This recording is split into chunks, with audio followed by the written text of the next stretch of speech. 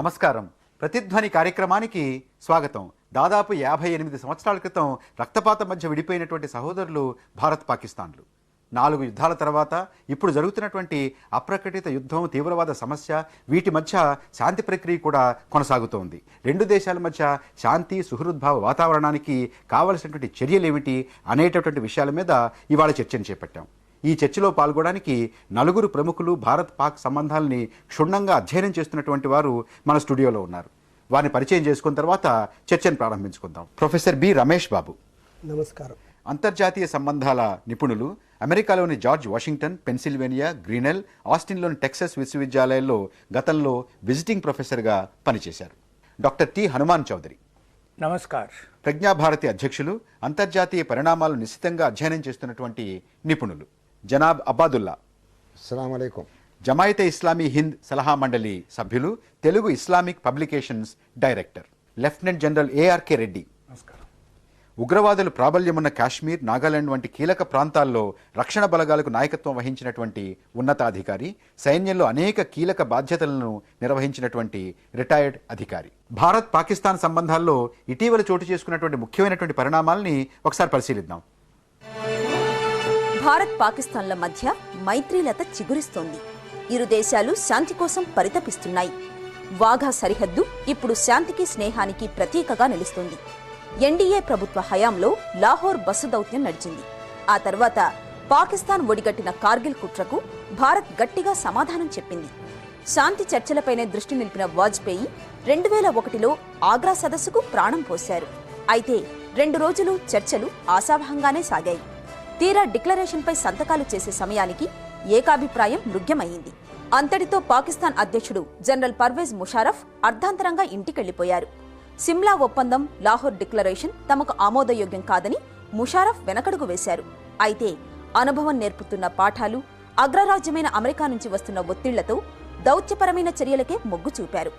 మరోవైపు కాశ్మీర్లో జిహాద్ పేరుతో సాగుతున్న కుతంత్రాల్ని, కుట్రల్ని భారత భద్రతా బలగాలు ఒక్కొక్కటిగా వమ్ము చేస్తూ వచ్చాయి.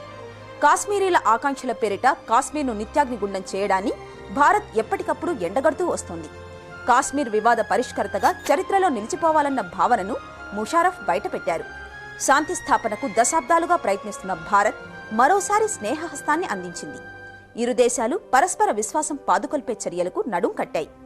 వాస్తవాధీన రేఖకు అటూ ఇటూ ప్రజల మనోభావాలకు అనుగుణంగా బస్సులు నడిపేందుకు ఇరు దేశాలు ఫిబ్రవరిలో సంతకాలు చేశాయి. ఏప్రిల్ 7న శ్రీనగర్, ముజఫరాబాద్ల మధ్య అత్యంత కట్టుదిట్టమైన భద్రతా ఏర్పాట్ల మధ్య బస్సుల రాకపోకలు ప్రారంభమయ్యాయి. దీంతో 57 ఏళ్ల విరామం తర్వాత జీలం రహదారిపై ప్రయాణికుల రాకపోకలు మొదలైనట్లయింది. ఇరు దేశాల సంబంధాలు బస్సు దౌత్యంతో మరో అడుగు ముందుకు వేసినట్లయింది. దీనికి తోడు ఇరు దేశాల మధ్య ఉద్విగ్నభరితంగా సాగుతున్న క్రికెట్ కూడా దౌత్యపరంగా ప్రధాన భూమిక పోషిస్తోంది. ఆట చూసే నెపంతో వస్తున్న ముషారఫ్ ఇరు దేశాల సంబంధాలపై చర్చలకు సంసిద్ధమయ్యారు. ప్రొఫెసర్ రమేష్ బాబు గారు, మీతో ప్రారంభిద్దాం. మరి ముజఫరాబాద్ నుంచి శ్రీనగర్, శ్రీనగర్ నుంచి ముజఫరాబాద్, ఈ 2 దేశాలు, భారత్ పాక్ దేశాల మధ్యనటువంటి స్నేహం చిగురిస్తోంది ఒక పక్క. మరొక పక్క అప్రకట యుద్ధం కూడా జరుగుతూనే ఉంది. ఈ నేపథ్యంలో భారతదేశానికి పాకిస్తాన్ అధ్యక్షుడు ముషరఫ్ వస్తున్నారు క్రికెట్ మ్యాచ్ చూడడానికి. 2 దేశాల మధ్య ఇవాళ నెలకొన్నటువంటి వాతావరణం ఏమిటి? 58 సంవత్సరాలుగా వైరం, ద్వేషం, ఇటువంటి భావాలతో 2 దేశాలు ఒకళ్ళొకళ్ళని డీల్ చేశాయి. దానివల్ల ఏ విధమైన మనకు ఉపయోగం లేదు అనేటటువంటి భావం 2 ప్రభుత్వాలకి వచ్చింది. ప్రజల్లో కూడా ఇది చాలా వరకు సపోర్ట్ వచ్చింది. దీన్ని అమెరికాలో ఇంటర్నేషనల్ లాంగ్వేజ్లో స్ట్రాటజిక్ స్టేల్మేట్ అంటారు, హర్టింగ్ స్టేల్మేట్ అంటారు. అంటే 2 దేశాలకి ఇదే పద్ధతిలో కంటిన్యూ చేసినట్లయితే జరిగే ఉపయోగం ఏమీ లేదు. అందుచేత ఆల్టర్నేటివ్ అన్వేషణ చేసే పద్ధతిలో ఇప్పుడు శాంతి మార్గానికి ప్రారంభించారు. ఈ బస్సు ఒక సింబల్. ఇదివరకు కూడా మనకి లాహోర్కి బస్సు ఉన్నది, అది వేరే. ఇప్పుడు పాకిస్తాన్లో 2 భాగాల్లో ఒక చోట నుంచి ఒక చోటికి ప్రజలు వెళ్ళటానికి చేసినటువంటి మొట్టమొదటి ప్రయత్నం సింబాలిక్గా చాలా ఇంపార్టెంట్. ఇది 2 దేశాల మధ్య శాంతి బాగా పెరగటానికి అవకాశానికి పునాది. డాక్టర్ చౌదరి గారు, రెండు దేశాల మధ్య స్నేహం మరింత బలపడడానికి ఇవి ఎంతవరకు కారణభూతులు అవుతాయి? ఒక చిన్న కథ ఉందన్నమాట అండి. సిగరెట్లు పీల్చేవాళ్ళు చాలా కూర్చున్నారంట. సిగరెట్లు పీల్చడం ఆరోగ్యానికి చాలా నష్టం అని అందరూ చదివారట. అందులో ఒకరు ఏం చెప్పారంటే, ఇది చాలా కష్టం, నేను ప్రయత్నం చేస్తున్నాను కానీ చాలా కష్టంగా ఉంది సిగరెట్లు పీకటం అనేది అనమాట అండి. ఇంకొకటి నాడు చాలా తేలిక, నేను ఎన్నోసార్లు మానేశానన్నాడు అనమాట అండి. అదేవిధంగా భారతదేశానికి పాకిస్తాన్కి రెండు దేశాల మధ్య శాంతి కావాలని ఎన్నో ప్రయత్నాలు ఎప్పుడూ జరుగుతూనే ఉన్నాయి. ఈ నాయకులు ఆ నాయకులు చెప్తున్నారు. ఇక్కడ ప్రముఖ విద్యావంతులు ఎవరైతే మేధావంతులు అంటారో వాళ్ళు కూడా కావాలని జరగాలని అనుకుంటున్నారన్నమాట. కానీ జరగటం లేదు. ఏమిటి అడ్డం ఏమిటి? దానికి కారణం ఏంటంటే, పాకిస్తాన్ ఎలా పుట్టింది, ఎందుకు పుట్టింది అనేది చాలా విశేషం అనమాట అండి. మేము భారతీయులు కాం, మా జాతి వేరు, మా మత ప్రకారం మా జాతి వేరు, మేము వీళ్ళతో కలిసి ఉండటానికి వెళ్ళలేదు, మాది ఒక జాతి కాదు, కాబట్టి విడిపోవాలి అనే ఉద్దేశంతో పాకిస్తాన్ పుట్టింది. ఇందాక మీరు సహోదరులు అని చెప్పారనమాట అండి. గాంధీ గారు ఏమన్నారంటే, నిజమే మనం అంతా సహోదరులమే, కానీ మతం మార్చుకున్నంత మాత్రాన నీ జాతి ఎలా మారుతుంది అని ఆయన అన్నారనమాట అండి. కానీ ఇప్పుడే మనం చూసారా, నేను నమస్కారం అన్నాను, నా సహోదరులు ఏమన్నారు, సలాం అన్నారనమాట అండి. దీన్ని బట్టి ఎంతవరకు సహోదరత్వం ఉన్నదో కూడా మనం దీర్ఘంగా ఆలోచించాలి. భారతదేశం యొక్క విభజన జరిగిన తర్వాత 48లో, 65లో, 71లో, మొన్న 99లో ప్రత్యక్షంగా యుద్ధాలు జరిగినాయి అనమాట అండి. ప్రచ్ఛన్నంగా ప్రతిరోజు జరుగుతూనే ఉంది. గుస్పేట్లు రావటం కానీ, ఐఏఎస్ ఏజెంట్ రావటం కానీ, టెర్రరిజం ఉండటం కానీ, అంటే ఇవన్నీ కూడా రెండు దేశాల మధ్య శాంతి సుహృద్భావానికి విఘాతం కలిగిస్తాయి. అబ్బాదుల్లా గారు, అంటే రెండు దేశాల మధ్య శాంతికి సుహృద్భావానికి స్నేహానికి ఆధారం బలంగా లేదా? ఇంతవరకు ఏదైతే మీరు విన్నారో చాలా వరకు నేను దానితో ఏకీభవించాను. దేర్ ఆర్ టూ ఆస్పెక్ట్, రెండు విధాలుగా మనం ఆలోచించాలి. ఒకటి ప్రభుత్వం దృక్పథం, రెండవది ప్రజా దృక్పథం. ప్రజా దృక్పథం అనేది ఉందే, ఇది ప్రభుత్వ దృక్పథంతో ఏకీభవించడం అవసరం లేదు. పాకిస్తాన్లో ఉన్నటువంటి ప్రజలు, భారతదేశంలో ఉన్నటువంటి ప్రజలు పరస్పరం సుహృద్భావంతో మెలగడానికి ఎన్నో అవకాశాలు ఉన్నాయి. ఏదో విషయాల్లో రాజకీయ నాయకులు పెడద్రోవ పెట్టినప్పుడో అటువంటి భావాల్లో ఏదైనా హెచ్చుతగ్గులు ఉండవచ్చు, కానీ ప్రజలందరూ ఒక్కరే, వారిలో ఉన్నటువంటి మానవత్వం ఒక్కటే, సోదరులుగా జీవించాలి అనే భావన ప్రజల్లో ఏర్పడిందంటే ప్రభుత్వం వాళ్ళు కల్పించే అవరోధాలు, అడ్డంకులు, ఈ ఇన్సెక్యూరిటీ భావం, అభద్రతా భావం, తర్వాత వారిలో ఉన్నటువంటి అపోహలు, ఇవన్నీ దూరం అయిపోతాయి. జనరల్ రెడ్డి గారు, ప్రభుత్వాల మధ్య అంత పరిష్కారం చేసుకోలేనంత లోతైనటువంటి అగాధం ఇవాళ అది పెద్ద అడ్డంక. హిస్టారికల్గా మనకు ఒక ప్రాబ్లం ఉంది. పాకిస్తాన్ భారతదేశాన్ని నమ్మదు, భారతదేశాన్ని పాకిస్తాన్ నమ్మదు. పీపుల్ గవర్నమెంట్ అనే దాన్ని సపరేట్ చేసేదానికన్నా రెండు ఒకటే రకంగా ఆలోచిస్తే మనం ఈ రెండు దేశాల మధ్యలో ఉన్నటువంటి పొరపచ్చాలకి, రెండు దేశాల మధ్యలో ఉన్నటువంటి వైషమ్యాలకి రెండు దేశాల సైనిక వ్యవస్థలు ఎంతవరకు కారణం? మిలిటరీ ఎస్టాబ్లిష్మెంట్స్, సైనిక వ్యవస్థలకి ఏ సంబంధం లేదండి. ఈ విషయం మాత్రం కరెక్ట్గా మనం అర్థం చేసుకోవాలి. సైనిక వ్యవస్థ భారతదేశంలో ముఖ్యంగా మన రాజకీయంగా ఏ గవర్నమెంట్ పవర్లో ఉందో వాళ్ళు ఎట్లా చెప్తే అట్లా నడుస్తూ ఉంటారు. అందువల్ల ఏంటంటే పాకిస్తాన్కి వస్తాను. పాకిస్తాన్లో ఒక మొదట మహమ్మద్ అలీ జిన్నా లియాఖత్ అలీ టైం తప్ప తర్వాత ఉన్న గవర్నమెంట్లన్నీ, భుట్టో గవర్నమెంట్ కానివ్వండి, బేనజీర్ భుట్టో గవర్నమెంట్ కానివ్వండి, Nawaz Sharif near the time కానివ్వండి, ఇవన్నీ వెనక నుంచి సైన్యం నడిపించిన గవర్నమెంట్సే, మిలిటరీ డ్రివెన్ గవర్నమెంట్సే. ఇప్పుడు ఈ అయూబ్ ఖాన్, యాహ్యా ఖాన్, జియాల్ హక్ అండ్ ముషర్రఫ్ వీళ్ళంతా 10 సంవత్సరాలు రూల్ చేసిన వాళ్ళకు టోటల్ తీసుకుంటే సివిలియన్ కంపోనెంట్ ఆ తట్టు ఉన్నది చాలా తక్కువ. సో ఆ తట్టు మిలిటరీ గవర్నమెంట్, ఈ తట్టు పొలిటికల్ గవర్నమెంట్. పాకిస్తాన్కి ప్రాబ్లం ఏంటంటే ఏమీ లేకపోతే వాళ్ళకి ఐడెంటిటీ లేదనే ఒక ప్రాబ్లం వాళ్ళకి పాకిస్తాన్. భారత్ వ్యతిరేకతే ఒక ప్రాతిపదికగా ఒక రాజ్యం మనుతోంది. ఓపెనింగ్ అక్కడ ఉన్నటువంటి చాలా మంది నాయకులు పదే చెప్పారు, కాశ్మీర్ సమస్యని పరిష్కరించినంత మాత్రాన భారత పాకిస్తాన్ల మధ్య సుహృద్భావం ఏర్పడుతుంది, సమస్యలు ఉండవు అనేటువంటిది అపోహ. ఇంకా ఎన్నో సమస్యలు ఉన్నాయి.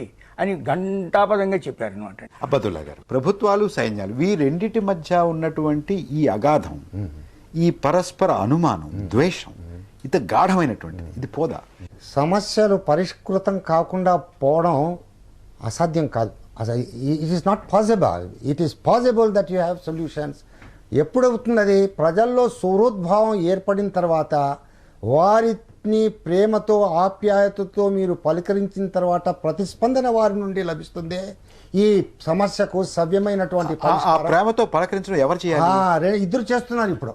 అటువంటి సమయంలో మరి చర్చల్లో మనం ఇలాంటి పూర్వపు విషయాల్లో లేవనెత్తి అవరోధాలు సృష్టించినట్టయితే ఇప్పుడు మొలకెత్తుచున్నట్టు మీరు చిగురించుచున్నటువంటి ప్రేమ సూహృద్భావం అయితే ఇది కూడా దెబ్బతింటుంది. డాక్టర్ రమేష్ బాబు, కాశ్మీరు అనేటటువంటిది ఏమైనా సరే ఉండాలి అని ఒక పక్క, కాశ్మీర్ ఉండాలి అనేటువంటి షరతు మాత్రం ఉండడానికి వీలు లేదని మరొక పక్క, ఇది వాళ్ళు ఉన్నటువంటి వాతావరణం. ఇప్పుడు శాంతి మనకు కావాలి, పాకిస్తాన్కి కావాలి. తర్వాత ఇదివరకు క్రికెట్ మ్యాచ్లో ఉన్నప్పుడు పాకిస్తాన్కి సపోర్ట్ చేసేవాడు ఒకవైపు, ఇండియా సపోర్ట్ చేసేవాడు ఒకవైపు కూర్చునేవారు. ఇప్పుడు మీరు వాచ్ చేసినట్టయితే అందరూ కలిసి కూర్చుంటున్నారు. ప్రతి వాళ్ళు చాలామంది రెండు దేశాల ఫ్లాగ్స్ కూడా ఇక్కడ పెట్టుకుంటున్నారు. అందుచేత ప్రజల్లో మనం ఈ నెగటివ్ అప్రోచ్ మానేయాలి, పాజిటివ్గా వెళ్ళాలి. ఏ విషయంలో అయినా సరే చిన్న చిన్న అపోహలు తప్పకుండా ఉంటాయి. 50 ఏళ్లుగా ఈ రెండు దేశాల మధ్య నీళ్ల గురించి వార్ జరగలేదు, అది మట్టుకు మనం గమనించాలి. మిగతా వాటి మీద వార్ ఉండొచ్చు. కాశ్మీర్ విషయంలో కూడా చాలా మార్పు వచ్చింది పాకిస్తాన్ స్టాండ్లో. ఇదివరకు టెర్రరిజం పాకిస్తాన్కి ప్రాబ్లం కాదనే దేశం ఇప్పుడు అఫీషియల్గా వాళ్ళ government internal terrorism has become a big problem అని యాక్సెప్ట్ చేస్తుంది. జనరల్ రెడ్డి గారు, ముషరఫ్ గారు క్రికెట్ మ్యాచ్ చూడడానికి వస్తున్నారు. అయితే కేవలం క్రికెట్ మ్యాచ్ చూడడానికి వస్తున్నారా? దీనికి రాజకీయ పరమైనటువంటి, సైనిక భద్రతా పరమైనటువంటి ఇతర ప్రభావం కూడా పడేటట్టు ఇతర కారణాలు కూడా, ముఖ్యమైన కారణాలు ఉండాలి. లేకపోతే క్రికెట్ మ్యాచ్ కోసమే రావాల్సిన క్రికెట్ మ్యాచ్కి వచ్చేటువంటి అవసరం లేదు. సో ఆయన వచ్చేది శాంతి కోసం వస్తున్నారని చెప్పి నేను అనుకుంటాను. ఎందుకంటే ఎందుకు అంత is the president of Pakistan రావాల్సిన అవసరం లేదు. క్రికెట్ మ్యాచ్ చూడాలంటే ఈ కాలంలో ఎలక్ట్రానిక్ మీడియాలో ఎక్కడైనా చూడొచ్చు. అంటే ఆయన రావడం వల్ల ఇది శాంతి హస్తం నేనే ముందు చాపాను అనేటటువంటి ఒక దౌత్యపరమైనటువంటి ఒక ప్రయోజనాన్ని సాధించారు. ఈ వన్ అప్ మెన్షిప్ అనే దానికి ఈ డిప్లొమసీలో oneupmanship is a normal thing. ఆయనకి పాకిస్తాన్లో తన స్వదేశంలో స్టెబిలిటీ తగ్గిపోయింది. There is a steady decline. ఆయన గ్రాఫ్ ఎంతవరకు పోవాల్సిందో అంతవరకు పోయింది. ఇప్పుడు దాన్ని కిందకి మొదలెట్టింది. దీన్ని మళ్ళీ ఎట్లా చేయాలా, ఎట్లా మళ్ళీ రికూప్ చేయాలనే ఉద్దేశంతో ఆయన ఇక్కడికి వస్తున్నారు. ఆయన రావటం ఉద్దేశం క్రికెట్ మ్యాచ్ కాదు, తన పొజిషను అక్కడ చేసుకోవటం కోసం, తన పొజిషన్ అమెరికాతో ఇంకా స్థిమితం చేసుకోవటం. కొన్ని చర్చలు జరుగుతున్నాయి, ప్రైమ్ మినిస్టర్ తోటి జరగబోతా ఉంది, కొన్ని విషయాలు జరుగుతున్నాం. ముందు దాని గ్రౌండ్ వర్క్ జరిగింది. ఆగ్రా లాగా సమ్మిట్ లాగా కాకుండా, గ్రౌండ్ వర్క్ లేకుండా సడన్గా ఆగ్రా సమ్మిట్కి వచ్చేసారు. సమ్మిట్ జరిగింది, సమ్మిట్ ఫెయిల్ అయింది. అట్లా కాకుండా ఇది ముందు నుంచి ఇప్పుడు ఒక 20 రోజులు జరుగుతూ ఉంది. టైము, డేటు, ఎప్పుడు వస్తారు, ఏంది, ఇన్వైట్ చేస్తారా లేదా అనే ఒక రకంగా వచ్చి ఇన్విటేషన్ ఇచ్చిన తర్వాత వారు వస్తున్నారు. వారు రావడానికి ముఖ్య కారణం 2 విషయాలు మీకు చెప్తాను నేను. ఒకటి, చైనా చెప్తుంది ఆయనతోటి వెళ్ళమని, మేక్స్ ఫ్రెండ్స్ విత్ ఇండియా అని. అమెరికా వాళ్ళు చెప్తా ఉంది మీకు ఆఖరి ఒక పక్క ఆయుధాలు అమ్ముతున్నారు, ఒక పక్క చెలిమి చేయండి అన్నట్టు. ఆయుధాలు అమ్మటం అనేది American commercial diplomacy. Bharat Pak చిగురుస్తున్న స్నేహం అనే అంశం మీద చర్చను చూస్తున్నాం. ఇప్పుడు ఒక చిన్న విరామం.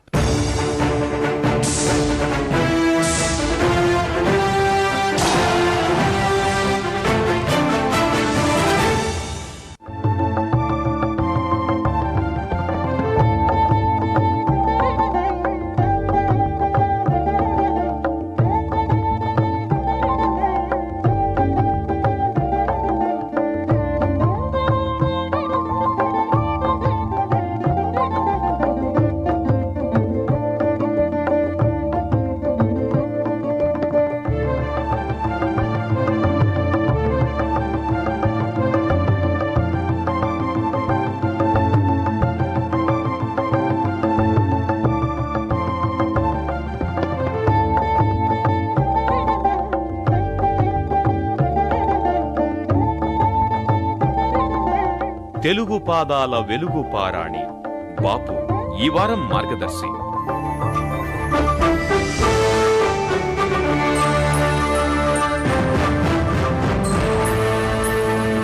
మార్గదర్శి శనివారం రాత్రి 9 గంటలకు, ఆదివారం ఉదయం 9:30 మీ ఈటీవీ 2లో. ఈ కార్యక్రమాన్ని మీకు సహసమర్పిస్తున్న వారు కపిల్ చిట్ ఫండ్స్, మీ కలలకు సాకారం. మరియు స్టేట్ బ్యాంక్ ఆఫ్ ఇండియా ద్వారా మీ కలలు నిజం చేసుకోండి.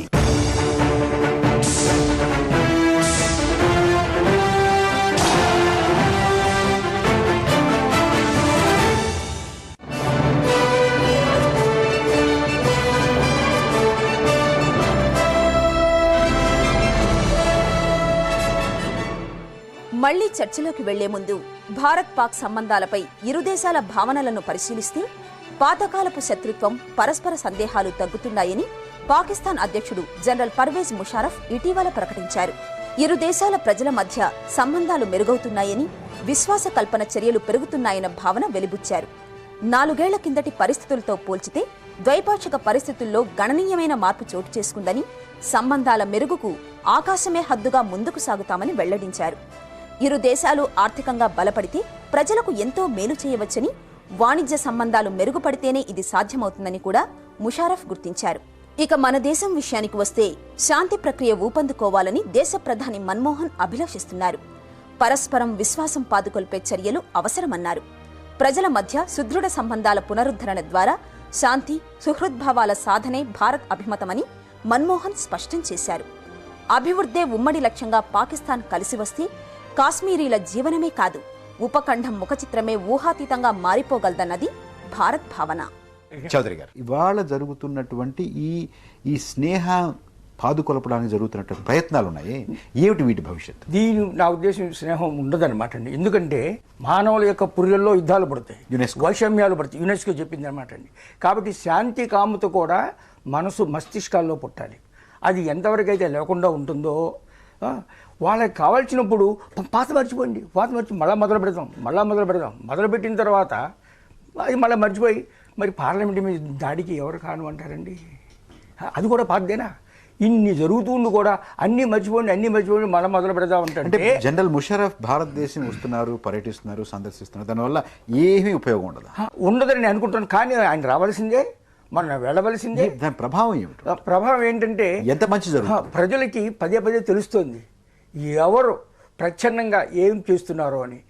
బస్సు పంపించాం వాజ్పేయి, అప్పుడు ఇద్దరం కలిపి సిమ్లా అగ్రిమెంట్ ప్రకారం పరస్పరం చర్చించుకుందామని వెనకాల నుంచి కుట్ర బండి కార్గిల్ పెట్టే. ఇప్పుడు కూడా అలాగే వచ్చారు, ఉందామని అనుకుంటాం, ఏ టెర్రరిజం మొదలు పెడతారు. అబ్దుల్లా గారు, పాకిస్తాన్ వారు భారతదేశానికి లొంగినట్టు కనపడకూడదు, ఇది ఉంది. దీన్ని అధిగమించడానికి వాళ్ళ పరిస్థితి అనుకూలంగా ఉందా? అందుకోసం నంబర్ 1 పోఖ్రాన్ని మర్చిపోండి, కార్గిల్ని మర్చిపోండి, మీరు మర్చిపోండి, వాళ్ళు మర్చిపోతారు.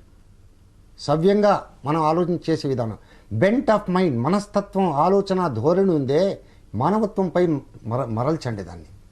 3వది, ఎవరైనా రాజకీయవేత్త అక్కడి నుంచి వస్తున్నారంటే సుహృద్భావంతో ఆహ్వానించండి. ఆయన వెనక ఉన్నటువంటి కారణం ఏమిటి, ఏ కారణం వల్ల ఇలా వస్తున్నాడని చెప్పేసి అనుమానానికి ఆస్పదం ఇచ్చారంటే ఆ అవకాశం కూడా చెడిపోతుంది. డాక్టర్ రమేష్ బాబు గారు, పొరుగు దేశానికి మనం కన్సెషన్ ఇస్తే మన రాజకీయ భవిష్యత్తుకి భంగం కలుగుతుంది అనేటువంటి భావన ఇదివరకు భావన ఉంది. ఇప్పుడు అందులో మార్పు వస్తుంది.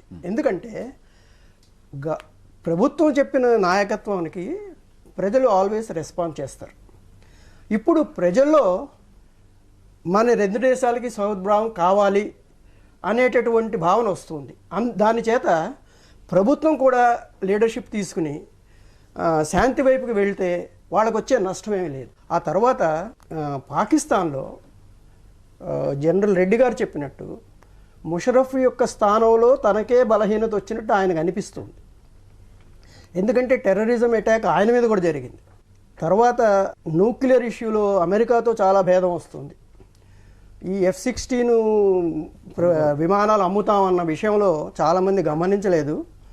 ఒక సెనేటర్ అమెరికాలో F-16 పాకిస్తాన్కి అమ్మినట్టయితే న్యూక్లియర్ సైంటిస్ట్ ఖాన్ మా CIA ఇన్వెస్టిగేషన్ చేయాలి, అది చేస్తేనే మనం అమ్మాలి అనే ఒక అమెండ్మెంట్ పెట్టారు.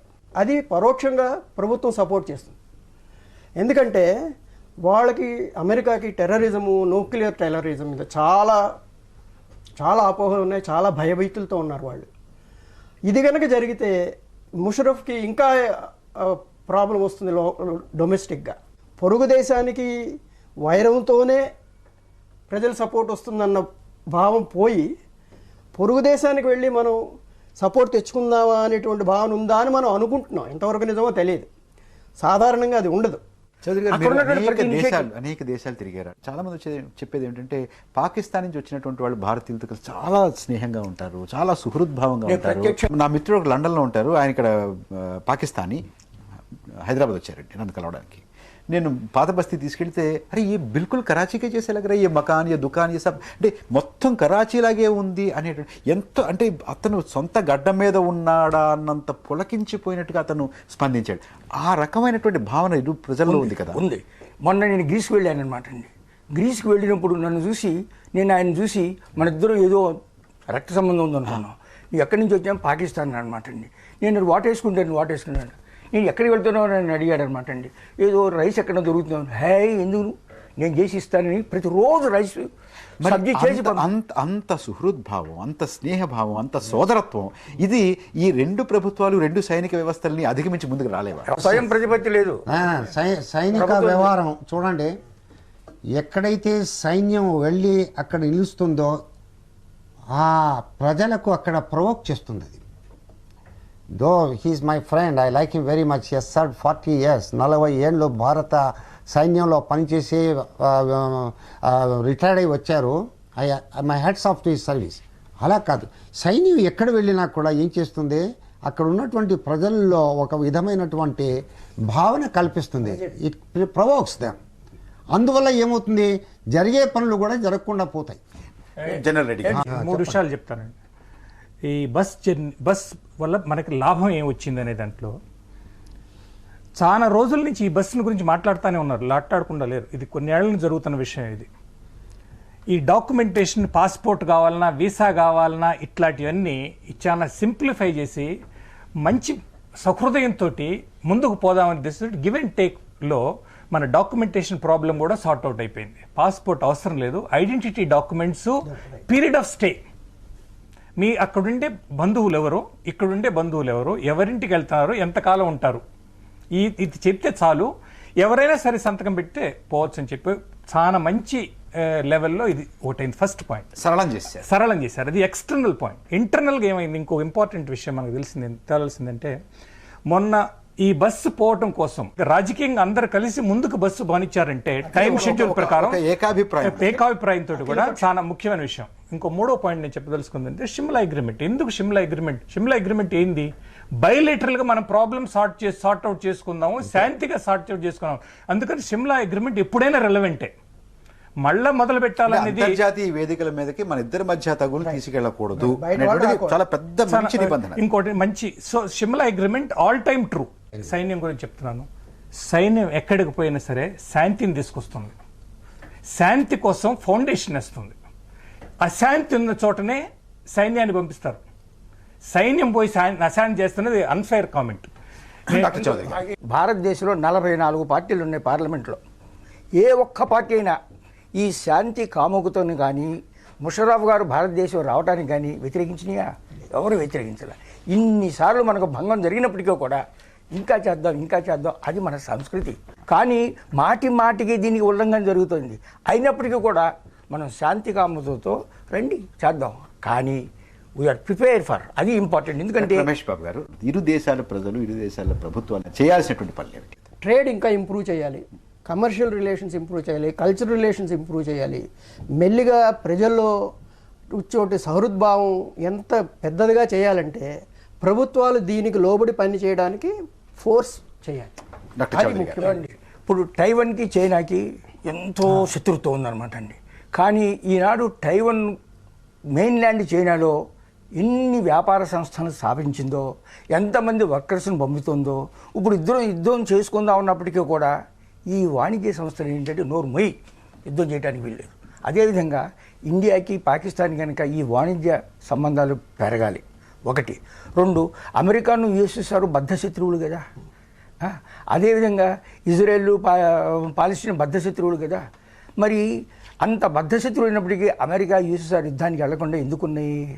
ఎందుకంటే ఆయుధాలతో నువ్వు కనుక నన్ను చంపినట్టయితే నేను 10 సార్లు చంపేస్తా అనే ఉద్దేశంతో ఉండి ఇది స్టేల్మేట్ వచ్చిన తర్వాత చివరికి అమెరికా విసిగిపోయి నీళ్ళు అయిపోయిన తర్వాత లెట్స్ స్టార్ వార్స్ వెళ్ళిపోదాం పట్టండి పీస్ అంతే, ఓన్లీ సమీకరించుకోవటం అంటే అనమాట. వాణిజ్యం ఈ రెండు దేశాల మధ్య బాగా ఎక్కువగా పెరగాలి, Most యుద్ధం important. చేసుకోకూడదు అనేటటువంటి ఒక ధ్యాస స్పృహ రావాలి. ఎక్కడ అపదులుగా. అటువంటి శక్తులు దేశాల్లో ఉండాలని. ఇప్పుడు జరుగుతున్నటువంటి బస్సు ప్రయాణం, తర్వాత క్రికెట్ ఆట, తర్వాత ముషరఫ్ గారు రావడం పోవడం, ఈ మూడే ముఖ్యం కాదు. ఇక్కడ నేను చూస్తున్నాను బస్సులు కూడా టీవీలో మీరు చూపిస్తున్నారు, ఎంత సుహృద్భావ వాతావరణం ఉంది, వారిలో ఉన్నటువంటి ప్రేమ ఉత్సాహం ఎంత ఉంది, ఉప్పొంగిపోతూ ఉంది. That you see you have to take an example. సుహృద్భావం ఇంకా ఎక్కువ పెరుగుతుంది. ఈ చర్చలు జరగాల్సిందే, విజిట్స్ అటు నుంచి ఇటు రావాల్సిందే, ఇటు నుంచి అటు పోవాల్సిందే, ప్రెజర్ రావాల్సిందే, ప్రజలు పోవాల్సిందే, క్రికెట్ టీం రావాలా, హాకీ టీమ్స్ పోవాలా, ఇంకా రకరకాలుగా ఆర్థికంగా మనం వాళ్ళు వృద్ధి కావాలా, మనం వృద్ధి కావాలా. స్టేబుల్ పాకిస్తాన్ మనకి ఇండియన్ ఇంట్రెస్ట్. ఎప్పుడైనా సరే పాకిస్తాన్లో శాంతి ఎక్కువగా ఉంటే భారతదేశానికి మంచిది. ఇదొక స్టెప్. అంటే ఒక భద్రంగా ఉన్నటువంటి స్థిరంగా ఉన్నటువంటి పాకిస్తాన్ అయితే మనకు మంచిది, అందరికీ మంచిది. భారత్ పాకిస్తాన్ల మధ్య శాంతిపూర్వకమైనటువంటి సుహృద్భావ స్నేహపూర్వక వాతావరణం నెలకొలాలని రెండు దేశాల ప్రజలు కూడా చాలా గాఢంగా వాంఛిస్తున్నారు. అయితే రెండు ప్రభుత్వాల మధ్య చాలా జటిలమైనటువంటి సమస్యలు ఉన్నాయి. ఈ సమస్యలను ఎదుర్కోవడానికి, అధిగమించడానికి ఇరు ప్రజల మధ్య చాలా పెద్ద ఎత్తున శాంతి, పరస్పర సహకారం అనేటటువంటి స్పృహ పెరగాల్సినటువంటి అవసరం ఉంది. రెండు దేశాల నుంచి కవులు, సాహితీవేత్తలు, క్రీడాకారులు, కళాకారులు చాలా ఎక్కువగా పర్యటించాల్సినటువంటి అవసరం ఉంది. ఈ సందర్భంలో ముషరఫ్ చేస్తున్నటువంటి పర్యటన యొక్క ప్రభావం ఎలా ఉంటుందో మనం వేచి చూడాల్సిందే. ఈ చర్చని ఇంతటితో ముగిద్దాం. రేపు మరొక ముఖ్యమైనటువంటి అంశం మీద చర్చతోటి ప్రతిధ్వని కార్యక్రమం మీ ముందుకు వస్తుంది. నమస్కారం.